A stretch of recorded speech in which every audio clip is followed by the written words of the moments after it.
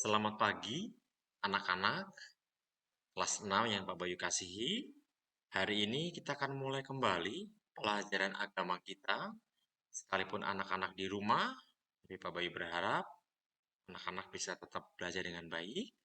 Ya, persiapkan diri kalian, sudah sarapan, lalu juga sudah mandi, lalu dengan seragam, maka kalian siap untuk belajar. Ya, anak-anak yang baik. Ini adalah pertemuan kita yang ketiga tentang Nabi Elia. Pak Bayu dengan sengaja sekali ngambil Elia sampai 3 pertemuan karena memang indikator yang harus anak-anak ketahui cukup banyak, maka Pak Bayu membagi-baginya. Pertama, kita sudah bicara mengenai apa itu berhala, yang kedua tentang siapa itu Nabi Elia, dan yang ketiga hari ini Pak Bayu akan mengajar mengenai apa sih arti nabi, lalu pokok yang diwartakan Nabi Elia itu apa. Lalu yang paling terakhir adalah mukjizat yang Allah buat untuk Nabi Elia. Ya, mukjizat yang dibuat Allah ini ada 4 tempat yang boleh kita pelajari.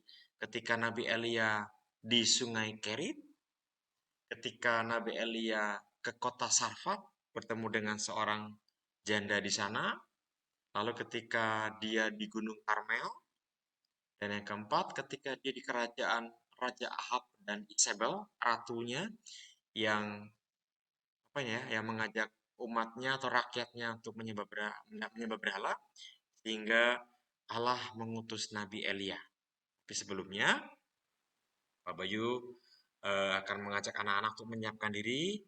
Silahkan buka buku agamanya di tema yang sama, Nabi Elia, jangan di halaman baru supaya tidak setiap hari Nabi Elia jadi kayak banyak. Jadi kamu lanjutkan saja catatan yang dari Nabi Elia yang pertama dan kedua.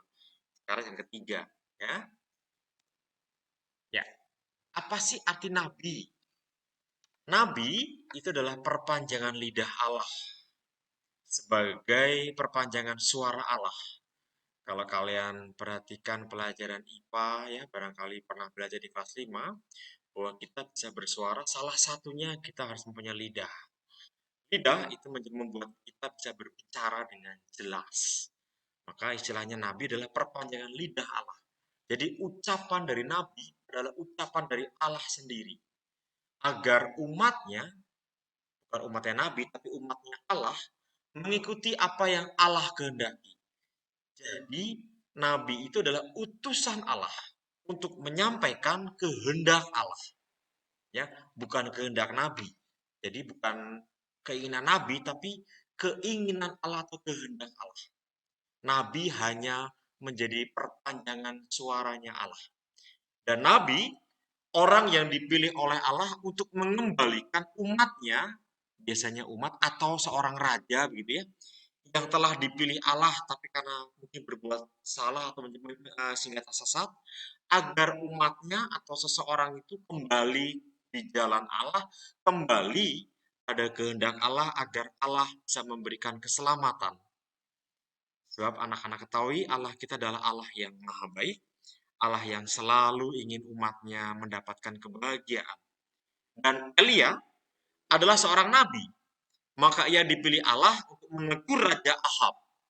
Jadi Nabi Eli ini hidup di zaman seorang raja yang bernama Ahab dan ratunya adalah Isabel, agar tidak membiarkan rakyatnya menyembah selain Allah. Ya, jadi keberadaan seorang nabi pun Allah melihatnya dalam bahasa Latinnya itu adalah sit in leben, sesuai dengan situasi dan zamannya. Ya, zaman dulu, zaman waktu itu ya, karena raja dan ratu begitu, maka Allah mengutus seorang nabi, yaitu Nabi Elia. Itu pemahaman arti dari nabi. Ya, anak paham ya? Nabi adalah, Bapak ulang lagi, perpanjangan lidah Allah atau perpanjangan suara Allah. Kehendak Allah diucapkan lewat seorang nabi. Lalu berikutnya lagi anak yang baik. Ini yang kedua tentang pokok pewartaan Nabi Elia. Nabi Elia ini untuk apa sih dipilih menjadi nabi pada waktu itu? Yang pertama, agar orang-orang berbalik dari jalan yang sesat. Pak Bayu menyimpulkan bahwa berhala itu udah sesat. Ya, berhala itu sesat. Kalau anak, sebentar anaknya, baik ya, sebentar.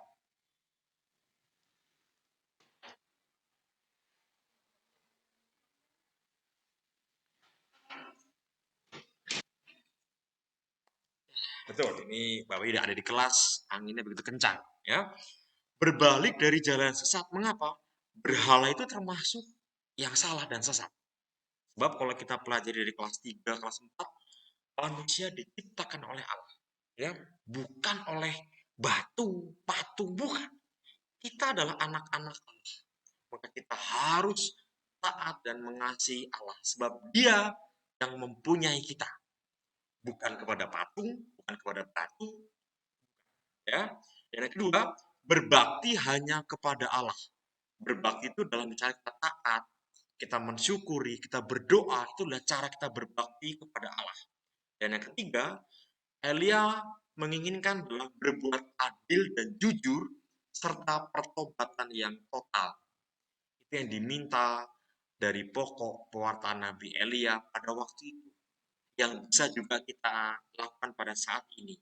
Ya, walaupun berhalanya yang sudah kita pernah baca pertama, berhala zaman dulu sama sekarang berbeda.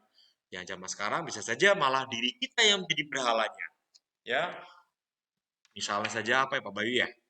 Karena malas ke gereja, karena mata ini ngantuk, jadi berhala kita mata ya.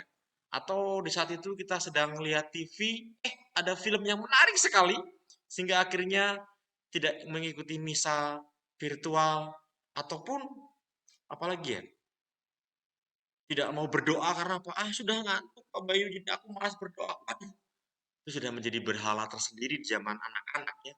Ya itu dia berhala-berhala yang mulai ada pergeseran, tidak lagi seperti zaman Nabi Elia. Nah, yang ketiga, mukjizat apa saja yang diberikan Allah lewat Nabi Elia. Ya. Setelah Nabi Elia bertemu dengan Raja Ahab, maka Elia diminta oleh Tuhan untuk pergi ke Sungai Kerit. Ingat-ingat ya, Sungai Kerit. Di sana Allah menunjukkan mukjizatnya untuk menguatkan Nabi Elia bahwa Nabi Elia memang dipilih dan diberkati oleh Allah. Kalau kamu lihat gambar sebelah sini di PowerPoint Pak Bayu, itu ada banyak sekali burung gagak. Mereka membawa apa? Lihat, itu tangan Nabi Elia membuka itu mengambil apa? Betul, mengambil makanan. Jadi Allah memberikan rezeki secukupnya kepada Nabi Elia di Sungai Kerit lewat burung-burung gagak. Betapa amazing Tuhan kita anak yang baik. Kalau kita taat kepada Allah, maka Allah akan menyediakan semuanya. Dari yang tidak mungkin menjadi mungkin. Ya, dari burung-burung gagak ini Allah memberikan makanan kepada Nabi Elia. Bahkan ketika waktu itu musim kering yang sangat parah, tidak ada air minum, Nabi Elia diberi mukjizat oleh Tuhan hanya dengan tangannya menggali beberapa kali ke tanah, sudah muncul air yang bisa diminum. Betapa menyenangkan anak yang baik kalau kita bisa setia dan taat kepada Allah. Ya, tapi tentu dengan apa ya, dengan cara kita harus mengorbankan diri kita, kita harus bermati raga, kita harus banyak sekali godaan yang harus kita hadapi. Tapi kalau kita bisa memenangkannya, kita adalah anak-anak Allah. Ya. Nah, yang kedua mukjizat ketika Nabi Elia itu disuruh oleh Allah ke kota Sarfat. Ingat-ingat ya, ke kota Sarfat. Tadi Sungai Kerit, sekarang kota Sarfat. Di sana Allah menunjukkan lagi kepada Elia betapa Allah itu berkuasa. Jadi Elia jangan ragu-ragu. Ya, demikian juga dengan anak-anak. Pak Bayu menunjukkan ini supaya kamu juga jangan ragu-ragu untuk setia dan taat kepada Allah. Walaupun masih anak kelas 6. Ya, harus. Di sana dia bertemu dengan seorang janda yang punya anak. Waktu itu Elia juga lapar, dia datang ke rumahnya janda itu, dia ketok pintu, dan janda itu sangat-sangat berkekurangan anak yang baik. Sangat-sangat berkekurangan. Sangat tidak ada sama sekali makanan, tepung, tidak ada sama sekali. Waktu Nabi Eli datang, janda ini hanya bisa membuat satu roti. Tepung habis, minyak habis, semua habis. Ketika janda ini membuat roti dan jadi satu roti, Dia bingung, mengasih ke siapa? Ke anaknya atau ke nabi? Tapi karena janda ini percaya, maka dia memberikan kepada nabi itu.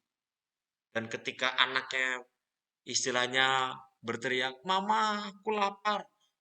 Ibunya itu mendekati anaknya, tidak sengaja tangannya menyenggol tutup dari tempat tepung dan minyak itu. Betapa mengejutkan anak-anak. Tepung, minyak tidak habis sampai musim kelaparan. Tadinya itu semua habis. Tapi ketika dia mau melayani Nabi, ketika dia mau memberikan semuanya hanya untuk Tuhan, maka Allah menyediakan semuanya. Gak mungkin, bisa jadi mungkin anak yang baik. Saya yakin kamu juga pernah mengalami situasi di mana Allah berkarya atas hidup kamu. Kamu tidak berdaya, kamu udah hang up, kamu udah sudah surrender. Tapi pasti ada jalan. Itu adalah mujizat yang Allah berikan untuk hidup kita. Gandum dan minyak selama kekeringan tidak akan habis. Keren ya Tuhan kita ya. Dan yang kedua anak yang baik, ketika satu hari ibu janda ini lari mendekati Nabi Eli dan dia menangis karena apa? Anaknya meninggal. Betapa terkejut Nabi Eli. Dia lari ke kamar anak itu dan dia lihat memang betul anak itu meninggal. Lalu dia berdoa kepada Tuhan. Dia mengatakan, Tuhan, ya, aku datang untuk memberikan kehidupan. Aku bukan datang untuk memberikan kematian. Setelah dia begitu percaya dalam doanya, mukjizat terjadi. Anak dari ibu janda ini bisa kembali hidup anakku ya. Kembali Pak Bayu mengatakan mukjizat adalah pekerjaan Allah untuk manusia. Asal kita percaya, kita hanya taat kepada Tuhan, maka pasti ada jalan keluarnya. Ya, kita menyerahkan diri seutuhnya, maka Tuhan akan berkaya. Ya.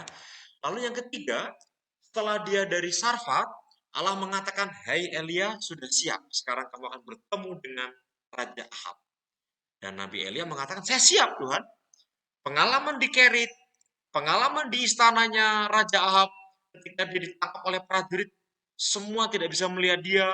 Lalu di Sungai Kerit Allah menyediakan lewat burung gagak, di Sarfat gandum minyak tidak akan pernah habis. Anak yang meninggal jadi bangkit, maka dia mengatakan saya siap Tuhan. Maka Elia pun pergi ke Gunung Karmel dan di sana dia menantang istilahnya Pak Bayu adalah dukun-dukun ya. Dukun-dukun yang percaya kepada dewa Baal.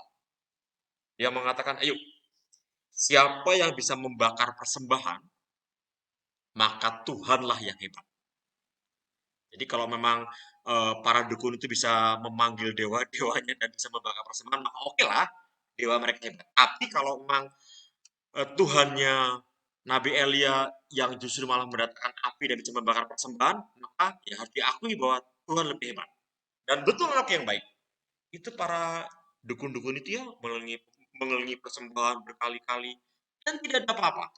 Tapi ketika Nabi Elia meminta kepada Tuhan, dia berdoa, maka turunlah api dari langit yang membakar persembahan Nabi Elia. Membuat orang-orang yang tadinya menyembah Baal akhirnya percaya hanya kepada Tuhan. Apalagi setelah kemudian Nabi Elia berdoa dan meminta hujan. Dan seketika itu juga turunlah hujan. Luar biasa anak yang baik.